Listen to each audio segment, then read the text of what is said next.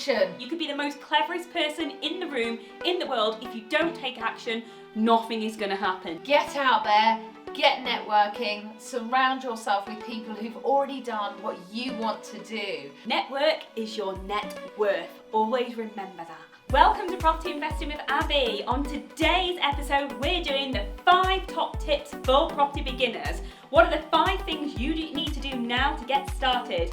And I've got the beautiful Emma Howard with me to help me kick things off.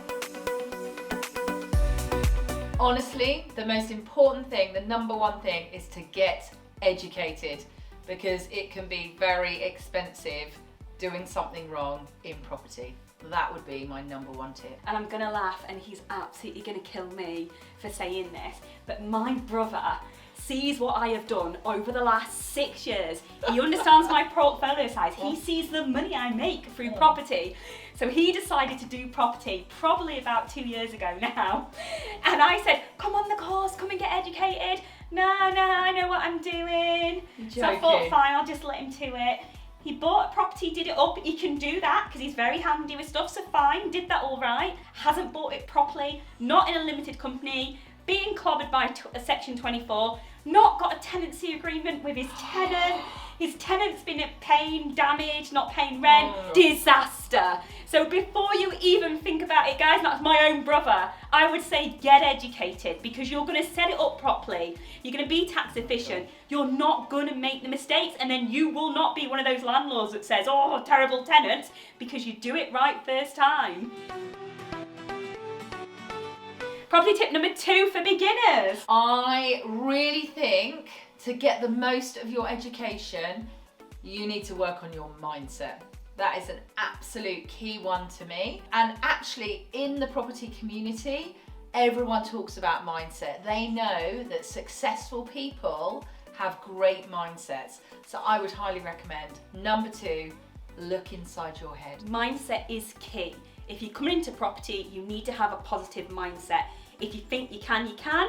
If you think you can't, you can't. Emma, how would you say is the best way to work on your mindset? Goodness me, so I definitely think you need to be surrounded by really positive people. Now, obviously, there are times when you maybe some people in your family aren't, but I would restrict that time. So I think people you surround yourself with, things that you absorb yourself in. So that might be positive books, positive affirmations. It might be listening to YouTube and waking up to somebody who really gets you going. And then on top of that, I would say you could also look at getting a mentor. So if it's something you're really not getting the results that you want, it's taking that full responsibility. Everything that happens to you, we have total control of. So yeah, go out there, find as much information and ask others, what do they do to help them with their mindset?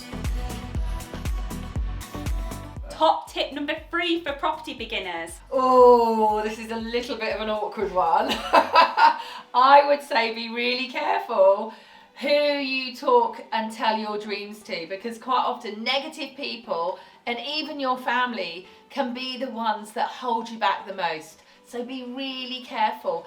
Let them know what you're doing, but just be aware that it's your journey, you've got the education, you've gone ahead, you're making those decisions. Don't let them and their concerns and their lack of knowledge in what you're doing hold you back, because quite often people that really love us are the ones that tend to maybe hold us back. So really, really think about that. Who are you surrounding yourself with, and are they really positive? Are they telling you that you can achieve your goals? Obviously take on board what they're saying. They love you and care for you, but you know, and listen to the people that have done it and made it. My mum tried to stop me so many times because all she knew was the system, but I knew I couldn't listen to her because unfortunately she's not a multimillionaire and she isn't time free. She was still tied to a job at the time. She's a property investor now, and I had to listen to the people that had done it and made it and make you be the best that you can be. It's a great tip. Top tip number 4. Top tip number 4 has got to be your network. Get out there, get networking, surround yourself with people who've already done what you want to do. They also will have a great mindset. They'll help you go. They will inspire you. There'll be people that are maybe just a little bit ahead of you, so just a few rungs up the ladder that you can really chase with and move forward with. And then there'll be people that are miles ahead of you, and those can really keep that journey, keep you going, because I love to have massive, massive goals. So surrounding myself with a network, I literally call it my tribe. I absolutely love my tribe. They keep me going, and that's for me, network. Love it. Network is your net worth. Always remember that. Wow, another yet a massive, massive one. Take massive action, okay? Because you can get all the learning, you can have a really good top mindset, but you've got to take action. You've got to go out there and do it. So there's lots of things that are really easy to do, but they're equally easy not to do. Action is massive. You could be the most cleverest person in the room, in the world. If you don't take action, nothing is going to happen. You cannot sit at home thinking it's going to happen. On that point of taking action, the best place for you to start your property journey is at Wealth Through Property. It's our 2-day award-winning property seminar. Click the link below to get your ticket. So if you haven't already, subscribe to the channel, like the video, let me and Emma know what are your thoughts. Are they the best top 5, or would you think a different top tip is worth it? Let us know what you think, and I'll see you next time.